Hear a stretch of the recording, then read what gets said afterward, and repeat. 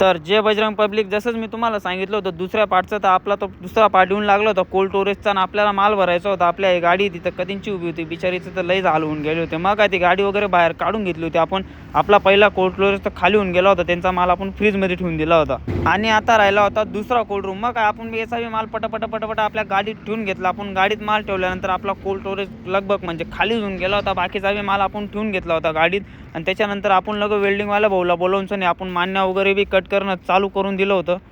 मग काय मान्य कट केल्यानंतर मग आपण मस्त त्या मांडणीचं मटेरियल वगैरे बाहेर काढून घेतलं. नंतरून आपण डायरेक्ट फरच्या खोलणं चालू करून दिलं. म्हटलं चला आता फरच्या वगैरे खोलून घेऊ. म्हटलं पटापटा आपल्या जोडीदाराला बोलावून घेतलं होतं आपल्यासोबतला आणि आपण मस्त एक तर कोल्ड रूममधल्या खोलून गेलो होतं आणि दुसऱ्या कोल्ड रूमच्या बाकी होत्या तर त्या पण आपण पटापट खोलून घेतल्या होत्या.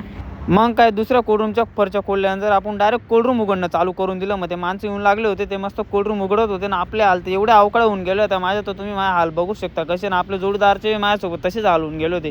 तो म्हणे फसलो म्हणे तुझ्यासोबत येऊन. म्हटलं जाऊ दे रे, एका टाईम माझ्यासाठी हाल सैन करून घेत जाय म्हटलं. मग काय इकडे सामान आल्यानंतर आपला एक रूम तर डायरेक्ट फिटिंग होऊन गेला. लगेच 5च मिनिटात रूम फिटिंग करून दिला त्यांनी. एक वायर म्हटलं तर लगेच चालू करून देतील म्हटलं काम. म्हटलं जास्त टाईम बी लागणार नाही म्हटलं.